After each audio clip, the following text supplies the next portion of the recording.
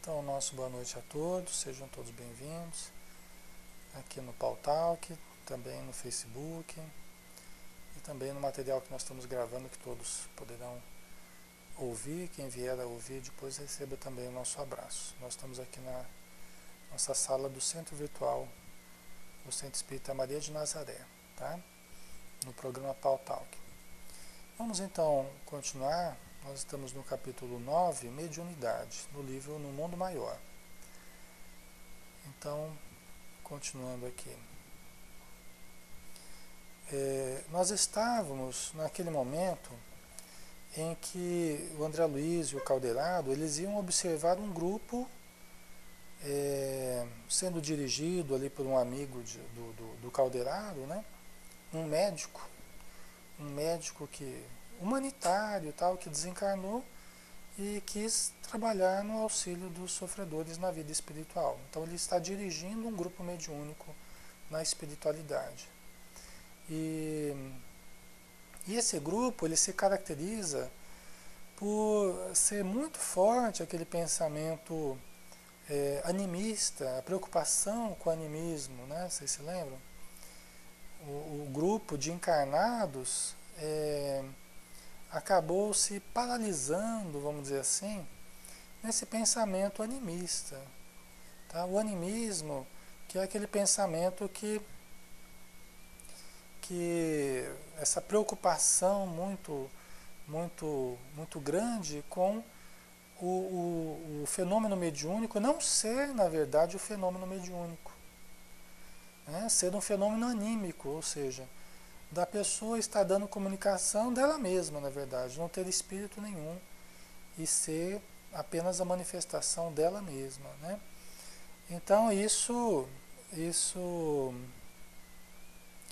causa muitos problemas para o grupo mediúnico. Por quê? Porque parte da desconfiança, né? E na reunião mediúnica, você trabalhar desconfiando dos médiuns, isso é muito ruim. Por quê? Porque paralisa o trabalho dos médiuns e do próprio grupo, né? Então eles vão ver uma situação em que vai ficar evidenciada essa tese animista, né? Esse receio, esse medo das pessoas de serem enganados e acabam eles enganando a eles mesmos, né? Então vamos lá. Repara o conjunto. Já fiz meus apontamentos, com exceção de 3 pessoas. Os demais, o Calderado falando para o André Luiz, né? Com exceção de 3 pessoas, os demais, em número de 8, guardam atitude favorável.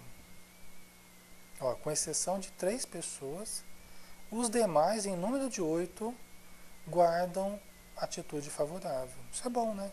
Será que tem mais gente em atitude favorável do que... né? Todos esses se encontram na posição de médiuns. Todos esses, pelo jeito aqui, são os 8. Os 8 que estão em atitude favorável, pelo que dá a entender aqui, né? Vamos ver. Pela passividade que demonstram. Todos esses se encontram na posição de médiuns, pela passividade que demonstram. Ok. Analisa a irmã Eulália e reconhecerás que o estado receptivo mais adiantado lhe pertence. Quer dizer que ela é a médium com melhores condições, tá? Quando a gente fala isso, às vezes as pessoas já falam que a gente está, já acham que a gente está naquele pensamento de endeusar médiums, de o melhor médium e tal, né? Mas não é essa a questão. É a questão fácil de compreender que as pessoas estão em posições diferentes. A melhor posição aqui de avanço, de melhoria íntima, né, de concentração, é da Eulália, da médium Eulália, tá? Ela tem um estado receptivo mais adiantado que os outros, tá? Porque ela conquistou isso, né, pessoal? Dos 8 cooperadores prováveis, é a que mais se aproxima do tipo necessário. No entanto, o nosso amigo médico não encontra em sua organização psicofísica elementos assim perfeitos. Nossa colaboradora não se liga a ele através de todos os seus centros perispirituais. Olha que interessante, né? Quer dizer, o médico, o coordenador da reunião ali, ele não se liga a médium, o médico, né, não se liga a médium de uma forma assim, não encontra no corpo físico da médium, na sua estrutura psicofísica, elementos assim perfeitos. Né? A médium não se liga a esse médico através de todos os seus centros perispirituais. Não é capaz de elevar-se à mesma frequência de vibração em que se acha o comunicante. É interessante isso, né? Primeiro essa questão dos centros perispirituais, né? É uma coisa que a gente não pensa muitas vezes, né? Que as ligações, elas são, pelo que dá a entender aqui, que elas devem ocorrer em todos os centros perispirituais. É interessante, né? Que o espírito se liga ao médium por todos os centros perispirituais. Até a gente não ouve muito falar disso, né? Mas o Caldeirado está explicando isso aqui. Tá? Por quê? Porque ela não é capaz de elevar-se à mesma frequência de vibração em que se acha o comunicante.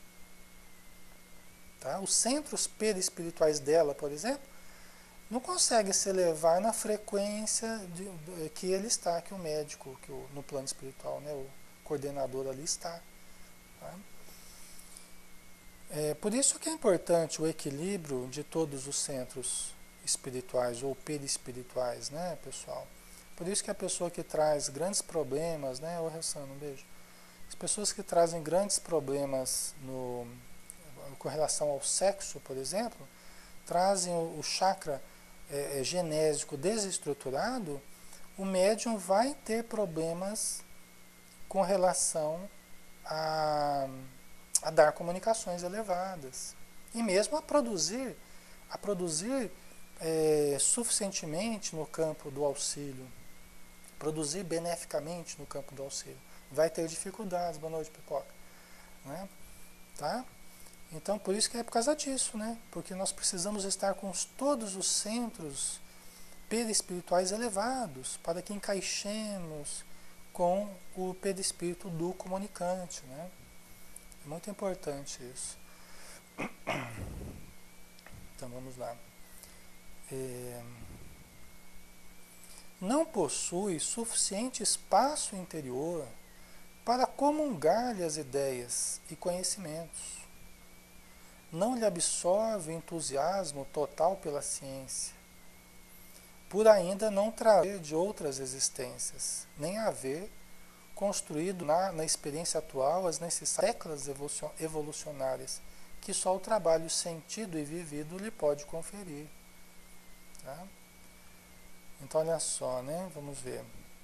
Não possui suficiente espaço interior para comungar-lhe as ideias e conhecimentos. Você vê a médium, né? A médium não tem, culturalmente, ela não tem espaço interior, entre aspas.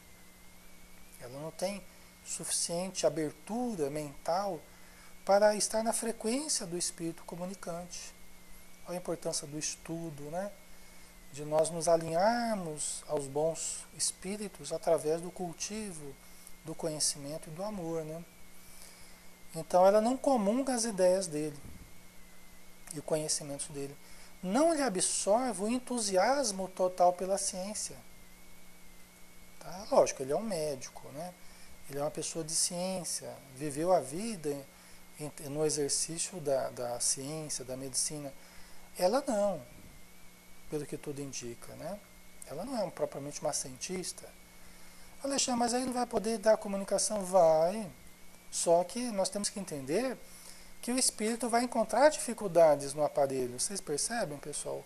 O espírito vai encontrar dificuldades, ele vai encontrar barreiras, ele vai encontrar limitações. Imagina você sentar na frente de um computador, aí você vai teclar as teclas e você não encontra o A, você não encontra o C, você não encontra o P. Imagina como é que vai ficar a mensagem, né? Vocês estão entendendo? Então o espírito vai tentar transmitir a mensagem da maneira que ele consegue. Né? Ele vai tentar passar o conhecimento que ele tem na medida que a médium é capaz de captar, né? Então existem deficiências naturais aí que vão aparecer, né? Tá? E ela também, é, ela não traz de outras existências grandes conhecimentos, né? E nem na experiência atual as necessárias teclas, ela usou até o termo teclas, né? As necessárias teclas evolucionárias que só o trabalho sentido e vivido lhe pode conferir. Quer dizer, ela não tem aquela, aquela condição evolutiva de experiências, de conhecimentos adquiridos, né? A Tânia, é verdade, Alexandre, mas quando o médium é inconsciente, isso também é importante, Tânia. Isso também é importante, mesmo no fenômeno inconsciente também. Dizem até, por exemplo, que o Chico Xavier teria muita dificuldade para captar os livros que ele captou se ele já não tivesse tido experiências na área da ciência, por exemplo, do conhecimento, né? É que o Chico, nessa existência, ele teve um conteúdo mais limitado, né, em termos de formação e tal. Ele teve que estudar, ele teve que aprender bastante e tal, mas a princípio ele era bastante limitado, né? Só que mesmo assim ele teria registros também mais substanciosos, vamos dizer assim, no seu inconsciente, tá? Não quer dizer que o que ele fez era anímico, mas quer dizer que todo fenômeno anímico é também, todo fenômeno mediúnico é também anímico, tá?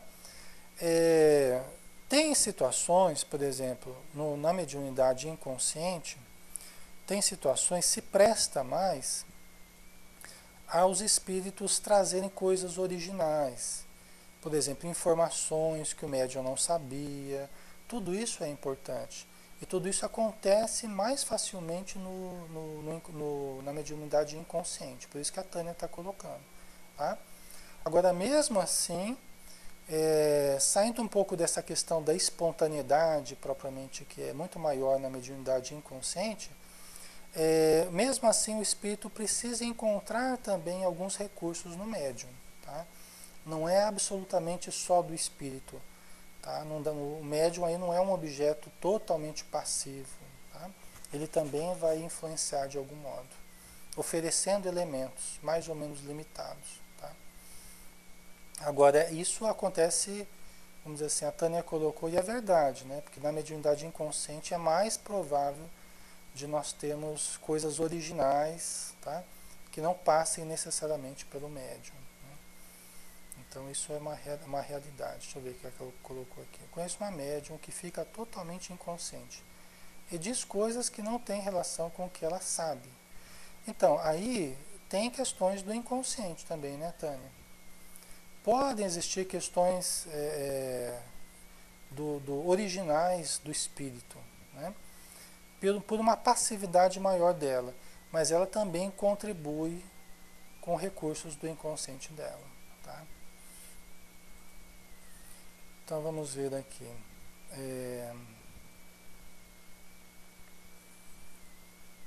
Deixa eu ver só um pouquinho onde é que nós paramos aqui.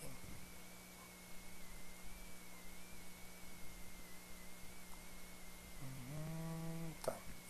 Eulália manifesta, contudo, um grande poder, o da boa vontade criadora, sem o qual é impossível o início da ascensão às zonas mais altas da vida. Tá? Então ela manifesta um grande poder, que é o da boa vontade. Olha só como a boa vontade é poderosa, né? O da boa vontade criadora, sem o qual é impossível o início da ascensão às zonas mais altas da vida. É importante isso, né? Como que a vontade, a boa vontade, é importante para a nossa ascensão, né? Por isso que o Emmanuel fala que se nós fôssemos comparar com uma empresa, vamos pensar assim, né? Então vamos fazer lá o organograma da empresa. Coloca lá o presidente, coloca lá os diretores embaixo, tá? Ele fala assim, no livro Pensamento e Vida, né, se eu não me engano, ele fala assim, que o que estaria lá em cima seria a vontade. Dentro de nós, no nosso ser, o que estaria lá em cima, dirigindo tudo ali, seria a vontade. E logo abaixo, subordinado à vontade, estaria o nosso discernimento, a nossa memória, a nossa criatividade, né? E as várias outras manifestações do nosso ser. Olha que importante isso. Quer dizer que a importância da nossa vontade, ela é o carro-chefe, ela é a locomotiva que leva os vagões dos potenciais que a gente tem, né? Por isso que sem vontade se torna muito difícil, né, Maria? Verdade. Tá? A gente fala, quando está sem vontade, a gente fala que está de má vontade, né? Mas na verdade é que está sem vontade mesmo, né? Não teria má vontade ou boa vontade, só existe boa vontade, né? A falta da vontade a gente chama de má vontade, não é? Então, continuando aqui, né? A Eulalia, ela tem essa boa vontade aí. É a porta mais importante pela qual se entenderá com um médico desencarnado. Olha só, então, talvez as outras áreas tenham dificuldade de se conectar com o médico, com o coordenador do grupo espiritual. Mas a vontade é a grande porta através da qual ela entra em contato com ele, né? Tá? Este, a seu turno, para realizar o nobre desejo que o anima, vê-se compelido em face das circunstâncias a pôr de lado a nomenclatura oficial, a técnica científica, o patrimônio de palavras que lhe é peculiar, as definições novas, a ficha de renome que lhe coroa a memória nos círculos dos conhecidos e dos clientes. Então olha o papel dele, né? Então ela usa a boa vontade. E o que ele faz? Ele deixa de lado as nomenclaturas difíceis, a parte técnica, o patrimônio de palavras complicadas, definições, a biografia dele, as fichas biográficas dele, nada disso é importante para ele, né? E até para facilitar o trabalho dela. Porque o médium, principalmente o médium consciente, ele, diante de uma informação nova, diante de uma coisa que vem na mente dele, mas ele não sabe, ele não conhece, ele nunca viu, ele não sabe quem é, ele fala, eu vou ficar falando coisa aqui que eu não sei, né? Vou ficar aqui dando detalhes de coisa que eu não faço a mínima ideia. Eu vou ficar quieto aqui, eu vou filtrar esses detalhes todos. Eu sou bobo, né? E eu sou bobo, né? De ficar, né, Tânia? Ficar me expondo, né? Vou ficar me expondo aqui. Vai que eu estou falando coisa minha aqui que não tem nada a ver com a pessoa, né? Então, normalmente os médiuns fazem isso. Por isso que a gente vê muito menos médiuns conscientes dando elementos de identificação, nomes do espírito, onde é que morou, o que aconteceu com ele. Muito difícil médiuns conscientes darem elementos de identificação maior, né? Porque eles filtram muito e dão geralmente uma mensagem, né? Né, Tânia? Você nunca viu, né? Então, exatamente. Eu já vi, aí depende da clareza que o médium tem sobre as suas condições, né? As suas percepções. Às vezes tem médium psicógrafo que está acostumado a ouvir o espírito falar para ele. Então, o médium já está acostumado com esse processo, embora ele seja consciente. Então, ele está acostumado com isso, né? Mas veja que já é um médium já treinado, já afeiçoado a determinado espírito, acostumado a psicografar, tal. Então, não é qualquer médium que faz isso, não. É muito mais difícil. E mesmo nessa condição, é raro acontecer isso, tá? É raro acontecer, né? Psicografando é mais comum. Talvez até seja um pouco mais comum. Mas mesmo assim, Geralmente o médium, o Chico Xavier, ele, ele se preocupava muito com esse trabalho de mensagens, porque ele sabia da seriedade que era esse trabalho. Né? Ele sabia da seriedade que era esse trabalho. Inclusive, pessoal, isso aí foi das últimas coisas que ele fez. Tá?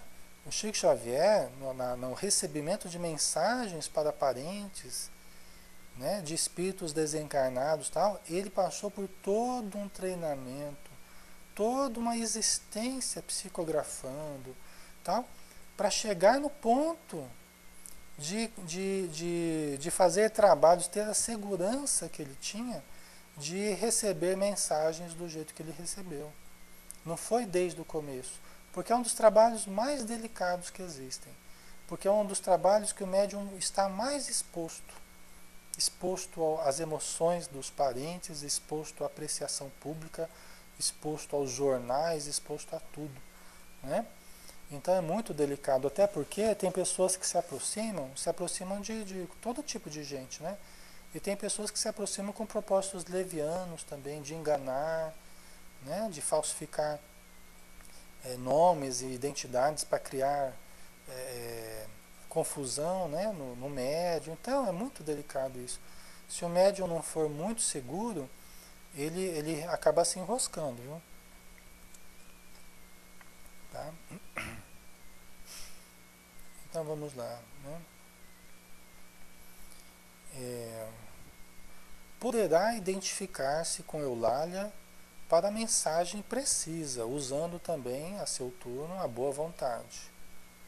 Tá? Poderá identificar-se com Eulália para a mensagem precisa, usando também a seu turno a boa vontade.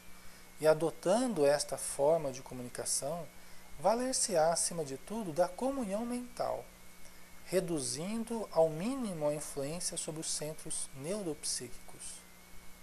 Olha que importante, né?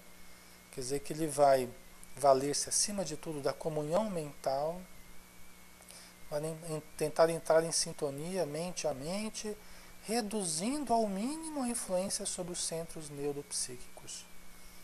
Tá? Para nós é um pouco difícil até entender esse processo todo, né? É um pouco complicado mesmo, só mesmo a gente estando lá e vendo, né? Podendo perguntar e detalhar que a gente iria entender exatamente, né? Aí o Calderado continua, é que em matéria de mediunismo há tipos idênticos de faculdades, mas enorme desigualdade nos graus de capacidade receptiva, os quais variam infinitamente, como as pessoas. Tá? Então, olha só, há tipos idênticos de faculdades. A pessoa tem a faculdade sonambúlica, outro também, outro é consciente, outro também, um é psicógrafo, outro também, um é vidente, outro também, tá? Só que existe enorme desigualdade nos graus de capacidade receptiva, os quais variam infinitamente, como as pessoas. Então, para cada pessoa, nós temos variantes, nós temos diferenças na capacidade de captar a mensagem. Tá? Por quê? Justamente porque ela é um processo medianímico, não é apenas mediúnico. Todo fenômeno mediúnico, em essência, é um fenômeno medianímico. É uma mistura do mediúnico com o anímico, ou seja, sempre passa pelas características do médium, a capacidade de recepção do médium. Tá? Então, continuando aqui.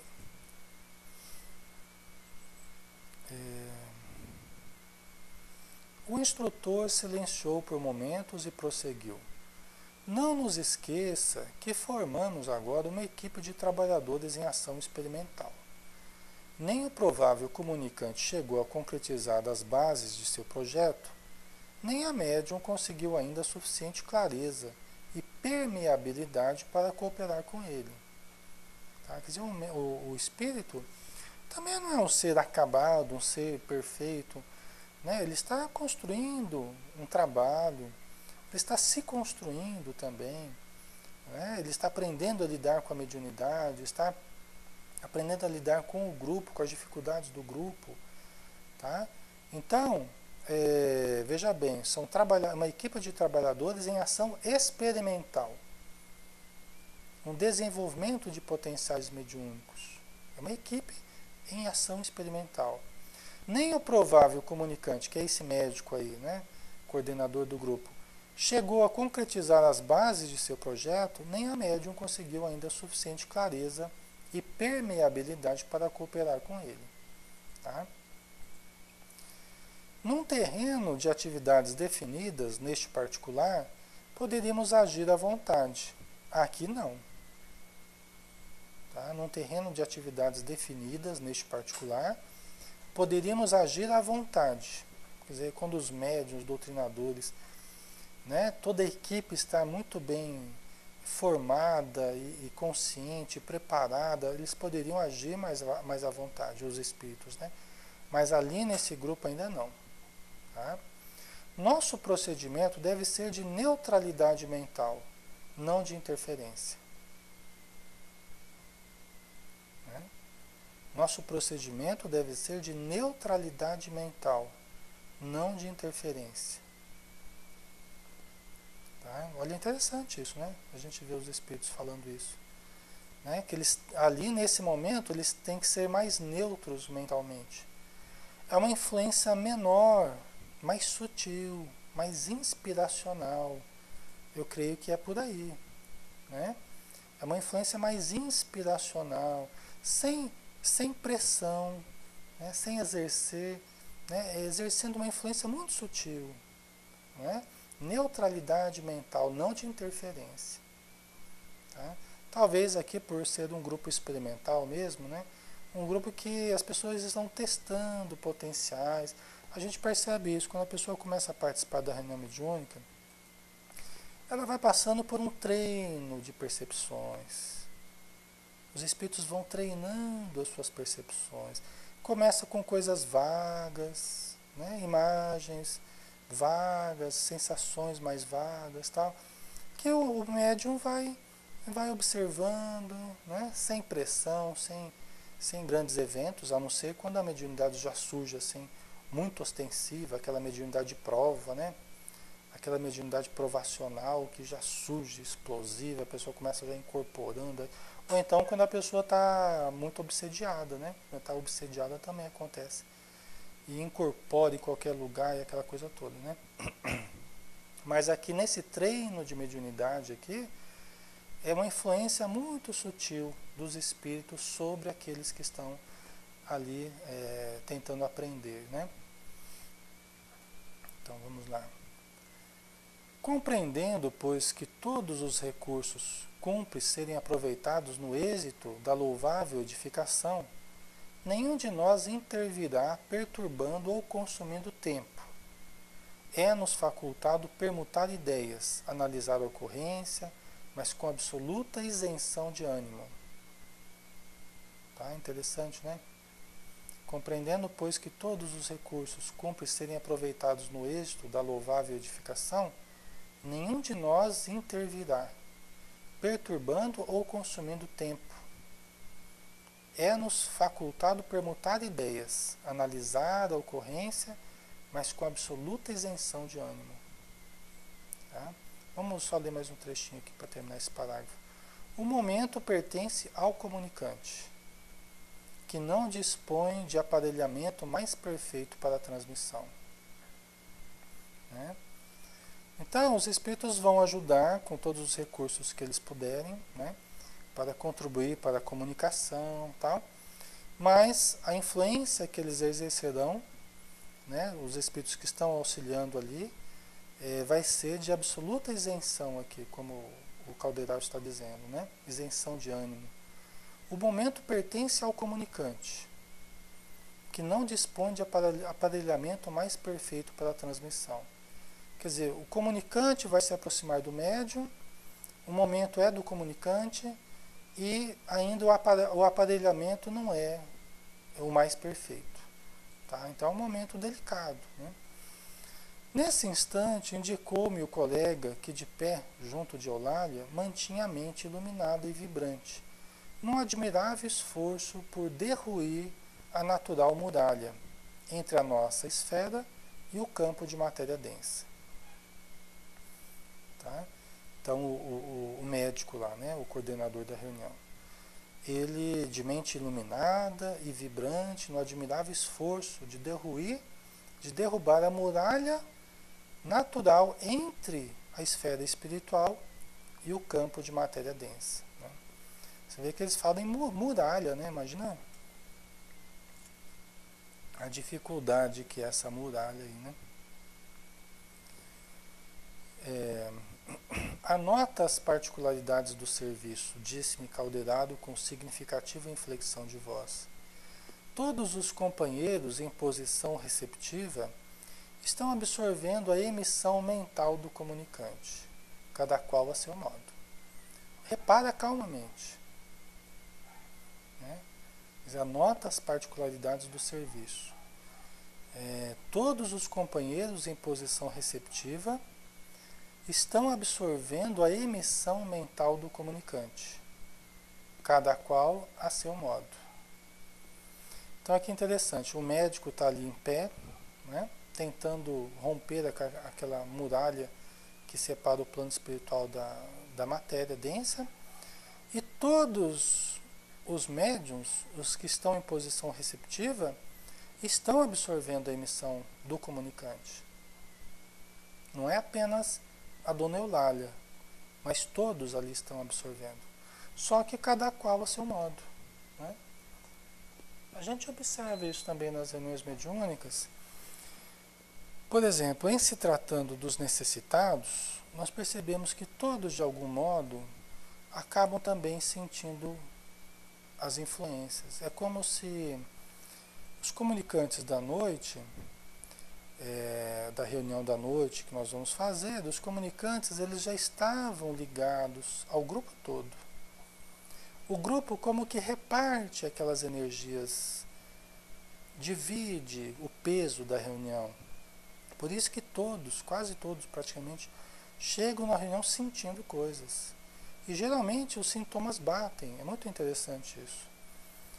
Geralmente uma semana quase todo mundo está sentindo energias de prostração, energias de desalento, energias de tristeza. No outro dia, quase todo mundo está sentindo irritação, né? Teve dificuldade para se controlar durante o dia. Tá? Então é interessante que parece que cada semana, né? Por quê? Porque a gente reparte aquela vibração dos espíritos comunicantes, que também muitas vezes são auxiliados vários espíritos de um certo tipo de problema, pode acontecer. Então depende da semana, depende da reunião. Né?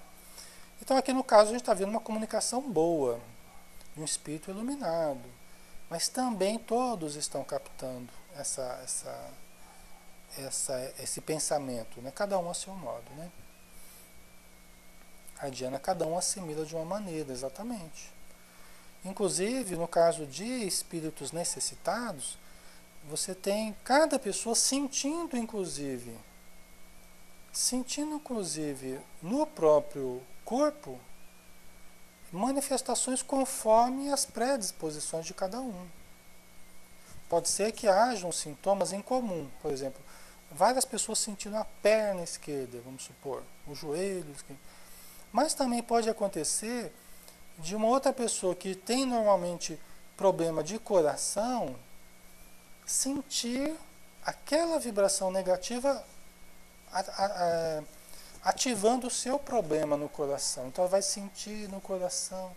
Outro que já tem uma certa predisposição na coluna, pode ser que a coluna da pessoa apita, né? O outro, o estômago, a boca, que já tem uma tendência a ter problema na boca do estômago, geralmente já começa a dar problema. Às vezes é o mesmo espírito produzindo em cada um sensações diferentes.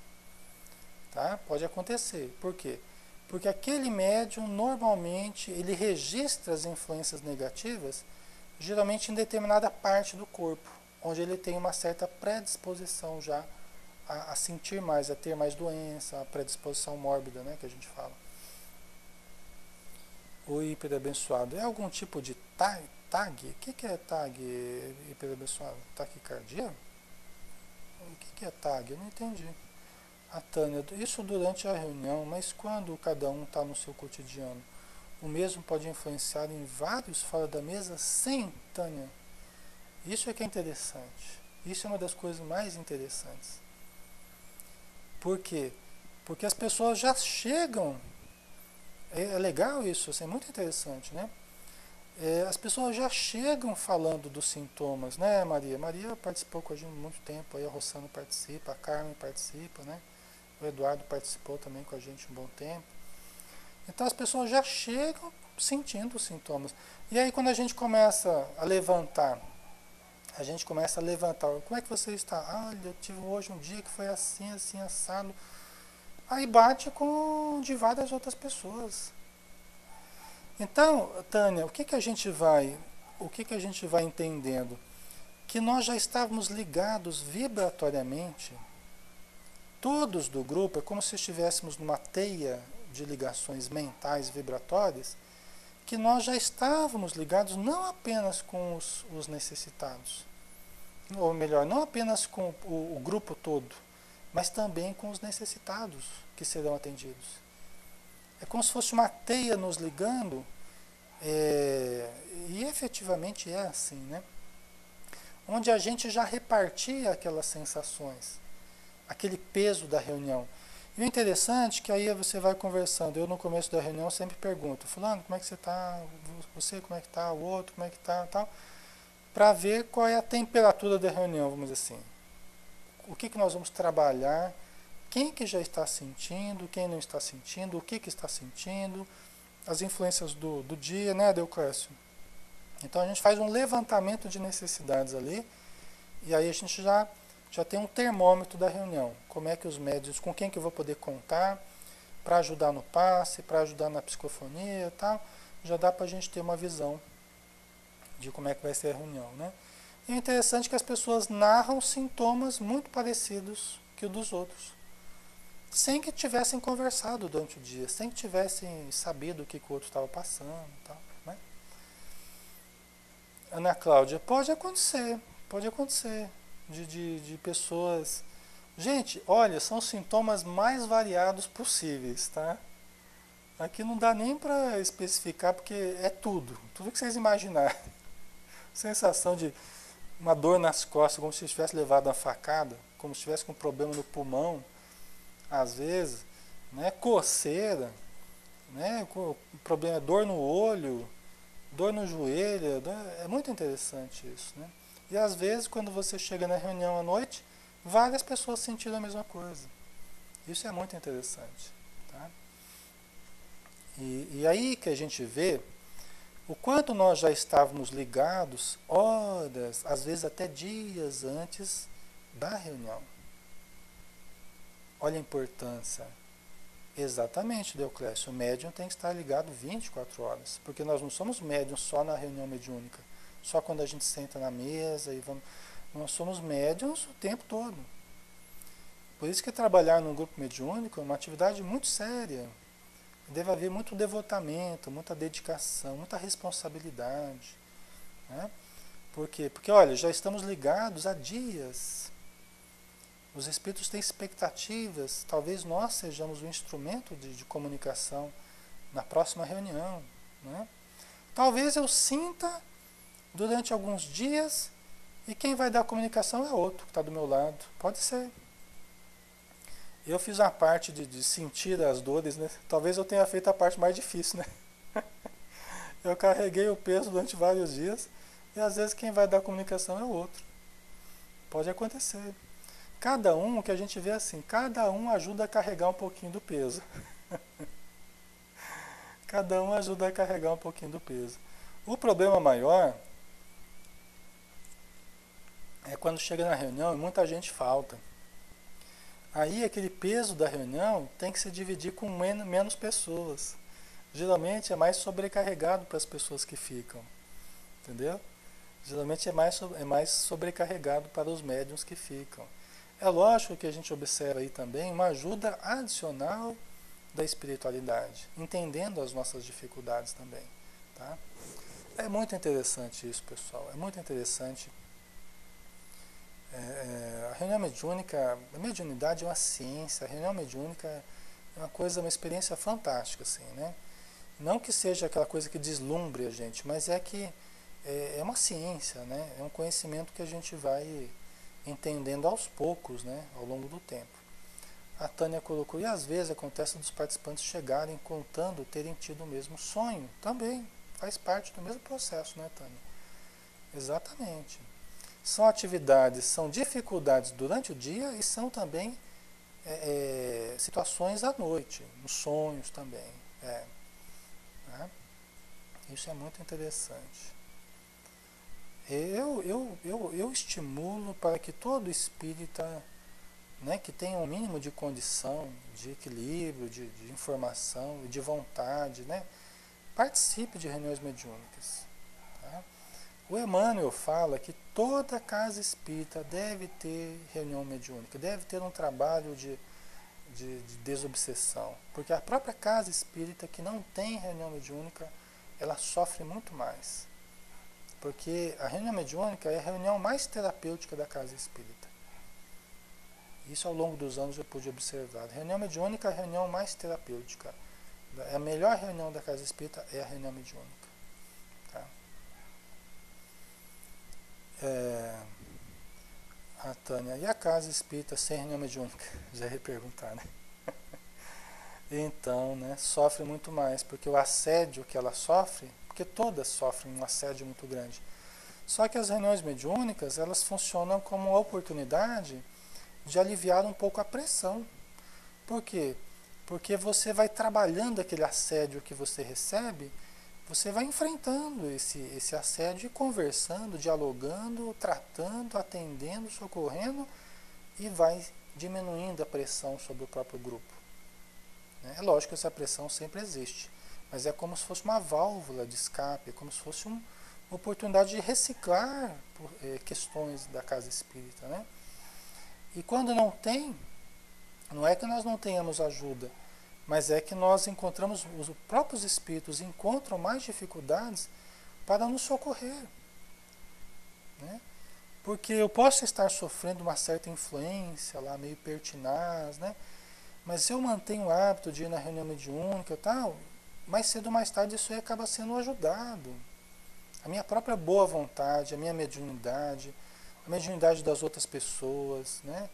Acaba recebendo ajuda ali, é muito mais fácil, né? O Hiper, olha, então nem todo tag é mediúnico. Lá vem você de novo com esse tag aí que eu não entendi até agora, viu, Hiper? Você já falou o que é esse tag aí que eu não entendi? Me explica aí o que é esse tag aí que eu não estou entendendo. Tá todo mundo curioso aqui, Hiper. Explica para nós aí o que é tag. Transtorno de ansiedade generalizado. Ô, Hiper, você também tá... Aí você forçou, né? Desculpa, talvez até eu devesse saber isso aí, mas eu não fazia a mínima ideia, viu? Agora tá todo mundo com tag aí, né? Vocês já descobriram o que vocês têm. Vocês estão tudo com tag. Então, o hiper... Olha, então nem sempre todo tag é mediúnico. Pode ser físico também.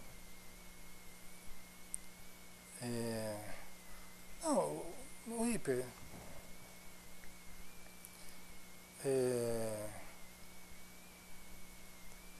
Eu não sei a sua pergunta no contexto aí, né? Mas vamos lá. A ansiedade, ela é motivada, ela pode ser motivada por vários fatores, né? A ansiedade é muito disparada pela minha insegurança, né? A minha insegurança pessoal, ela dispara a minha ansiedade e meu medo. Ansiedade e medo e ansiedade, né? O medo dispara a ansiedade. Nós temos várias situações aí, tá? Sempre que eu me sinto em perigo, sempre... Então, tem coisas que são nossas, tem coisas que fazem parte do nosso dia a dia, né? Então, nem toda ansiedade é proveniente da obsessão, logicamente, né? Tem questões minhas do meu dia a dia. Agora, nós temos também a influência espiritual gerando ansiedade, tá? Nós temos depressão, ansiedade, transtorno bipolar, fazendo parte desses quadros a influência espiritual. É muito comum. Você não encontra praticamente conflitos mais intensos sem a participação espiritual. Se não tinha, passa a ter. Porque a própria manutenção de certos conflitos acaba sintonizando com determinados espíritos que se aproveitam de conflitos que a gente cultiva. Tá? Então, nesse sentido, é muito fácil a pessoa muito ansiosa começar a gerar sintonia com os espíritos infelizes, né? Tá? Então vamos lá, voltando aqui. 9 horas já, né, pessoal? Já estamos na hora de acabar já, né? Deixa eu só ver aqui o ponto onde nós paramos aqui.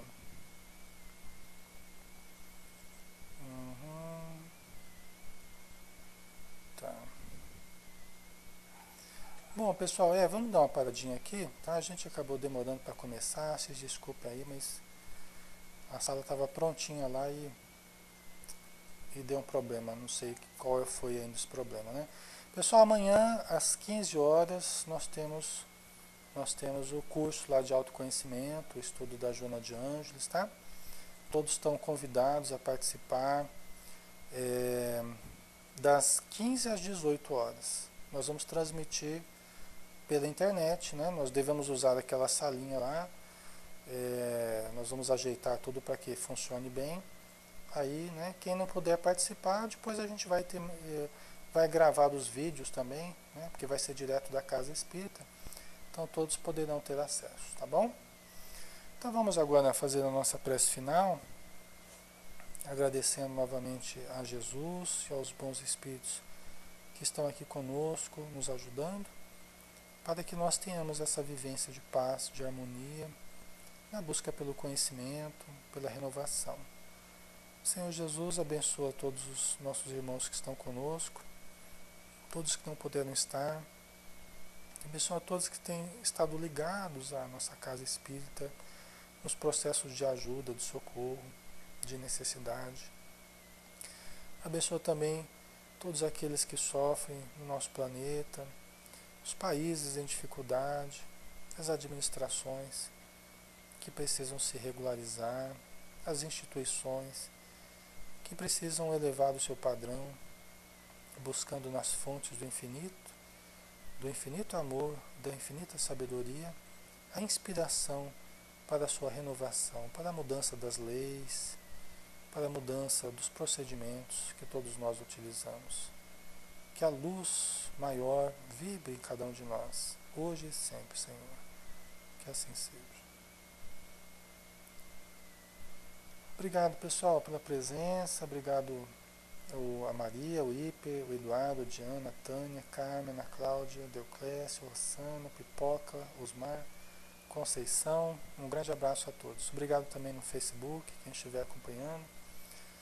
E fiquem com Deus, então. Um ótimo final de semana. Até mais.